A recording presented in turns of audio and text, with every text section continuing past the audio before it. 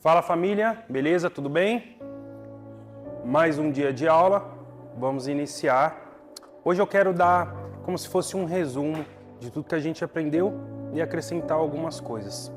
Vamos lá, falamos da salvação, os 3 tempos dela, que ela se desenvolve de início no espírito, depois na alma e depois no corpo.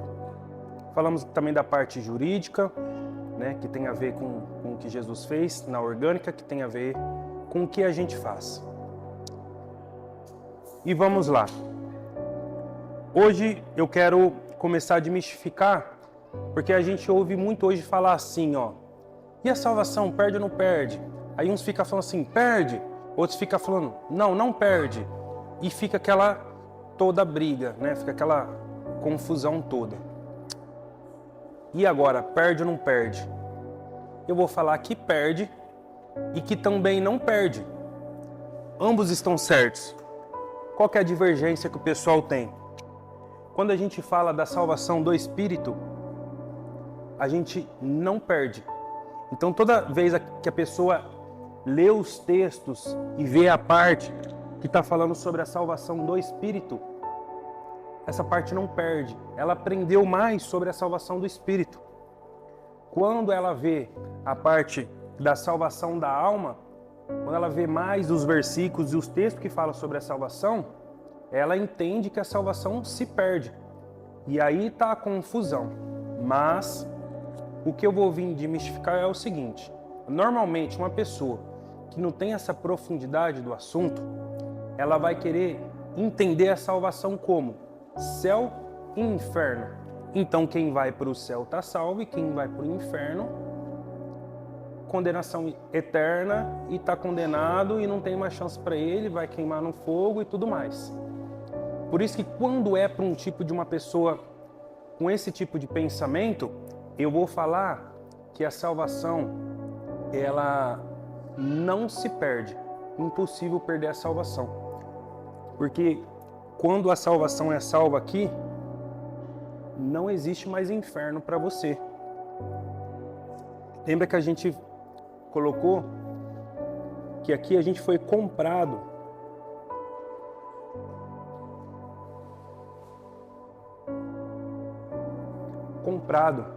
A Bíblia não vai falar que Deus descompra, que Deus devolve.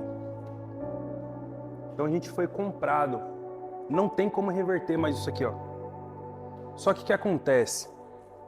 E aqui na alma, por isso que a gente perde na alma. Por quê? Eu vou dar um exemplo. Vamos dar o exemplo de uma pessoa que compra um cavalo, por exemplo. Ele comprado, é dele. Então aqui no Espírito, fomos comprados. Jesus não vai te descomprar. Só que o que acontece? Esse cavalo, ele precisa ser domado. Então, tem cavalo que é domado para andar com criancinha, tem cavalo que é para corrida, tem cavalo que é para trabalho. Então, existe várias maneiras de Deus tratar aqui com a gente, porque é na alma. E a gente perde aqui. Por quê? A gente começa a ser domado por Deus aqui. Cristo vai nos domando. É por isso que crente, quando a gente é salvo no Espírito, a gente começa a enfrentar dificuldades, algumas coisas parecem começar a dar errado, mas essa é a metanoia, é a transformação que Cristo, os obstáculos e as circunstâncias que Cristo vai colocando na nossa vida, e muitas vezes a gente não consegue vencer. Eu vou dar um exemplo.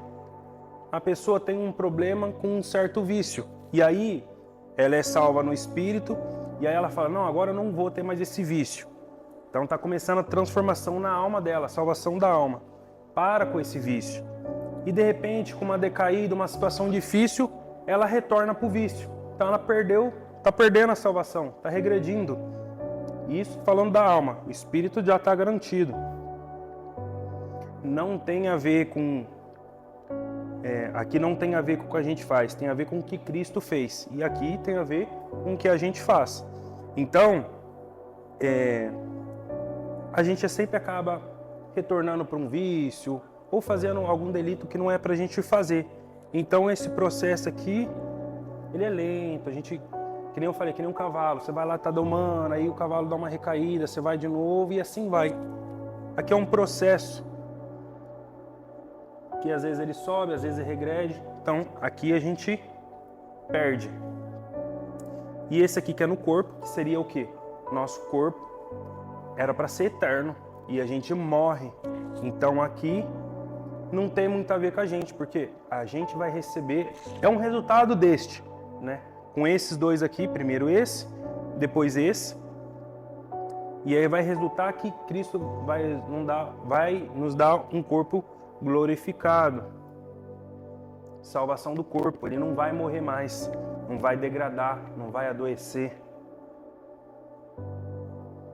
Então esse é o resumo da aula. No Espírito tem a ver com o que Cristo fez na cruz, a salvação na alma e também a do corpo. Essa aqui tem a ver com o que Cristo vai fazer e aqui é um processo. Quando eu falo para a pessoa que a salvação não perde e a pessoa nunca ouviu isso, porque na cabeça dela, se ela cometer algum delito, alguma infração, algo que nos olhos dela não é correto, ela acha que ela perde a salvação dela e ela tem que reconquistar, porque ela está com medo de ir para o inferno. Só que nem eu falei, o céu e o inferno tem a ver com isso aqui, ó. E isso aqui tem a ver com o que Cristo fez com a gente. Já a salvação da alma tem a ver com as coisas que a gente vai fazendo e que Cristo vai nos provando para que a gente consiga chegar em certo nível da alma. A gente só vai conseguir com a volta de Cristo e depois que receber um corpo glorificado, aí a gente consegue a nossa salvação completa. E quando eu falo para a pessoa que perde, normalmente a primeira coisa que a pessoa vai falar para mim é assim: então, quer dizer que se eu fui salvo no Espírito eu não vou mais para o inferno? Então agora eu vou fazer o que eu quiser. Vou fazer as coisas erradas e eu vou aprontar e eu vou cometer os pecados porque a minha salvação está garantida. Exatamente. Fique à vontade. O problema é que quando a gente vai fazendo isso, essa salvação aqui, ela vai regredindo e a sua vida vai por água abaixo. Você vai enfrentar diversos problemas. Eu costumo dizer assim, ó, que o ímpio, ele vai lá e, vamos dar um exemplo, abre um comércio irregular. Vamos dizer assim, sem CNPJ ou não emite nota fiscal, faz algo irregular. Eu vou dar esse exemplo, tá? Quando o ímpio faz isso, às vezes dá certo o negócio dele. Mas quando a gente que é filho de Deus, que já é comprado, Deus vai querer nos domar, igual eu falei do cavalo. E o que vai acontecer? A vigilância vai aparecer lá, vai fechar o seu negócio. E é assim que Deus vai trabalhando. Até você começar, de vez de cair, entender que não tem para onde você ir, a não ser fazendo as coisas corretas. Deus vai te tratando. Deus vai te moldando. Aonde você encontra isso na Bíblia? Na história de Jonas. Lembra que Jonas tentou fugir? Ele tentou não fazer o que Deus estava pedindo? E aí ele estava dentro do navio e o navio estava muito agitado e tudo mais. E todo mundo falou assim, aí Deus jogou ele no mar. Olha só que interessante. Era para ele ir para uma cidade e ele não foi. Deus nunca jogou ele no mar. As consequências dele fez com que o pessoal que estava dentro do barco lançasse, ele mesmo falou assim, ó, me lance no mar porque eu desobedeci a Deus e todo mundo vai morrer, então que eu morra só e vocês sobrevivam. E aí os homens lançou ele ao mar. Ou seja, para Jonas ali estava tudo acabado.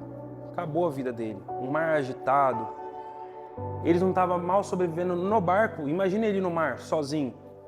É difícil uma pessoa sobreviver no mar, agitado. E o peixe foi a salvação. Não morreu. O peixe foi a salvação. O peixe não foi castigo.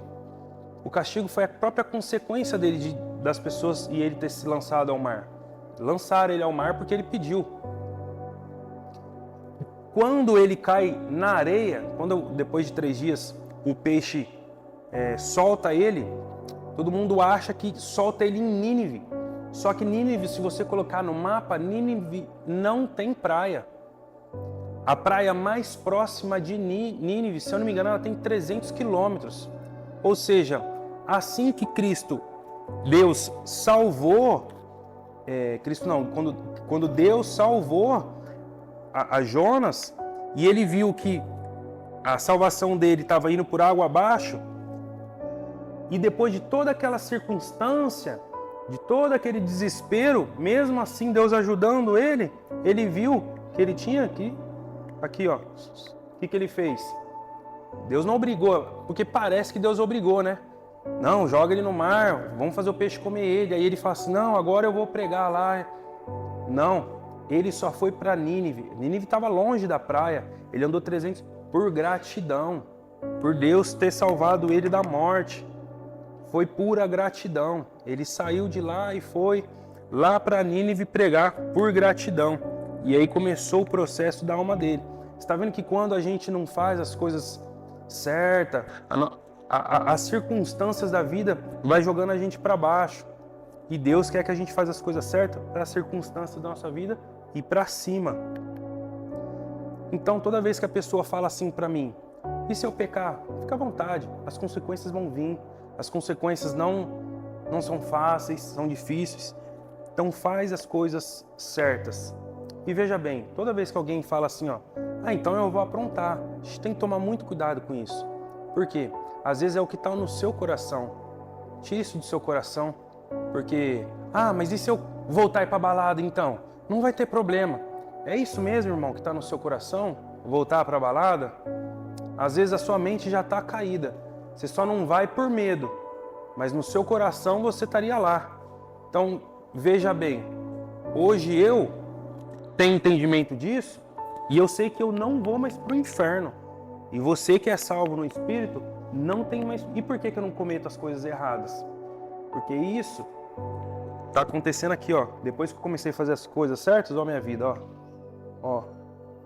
vai progredindo, você vai fazendo as coisas conforme Deus quer, vai andando nos caminhos e a sua vida vai melhorando. E quando isso daqui chega num ápice, e a gente acaba... Tem pessoas que já morreram, tem pessoas que não vão morrer, vão ser arrebatadas, mas aí vai acontecer a transformação no corpo.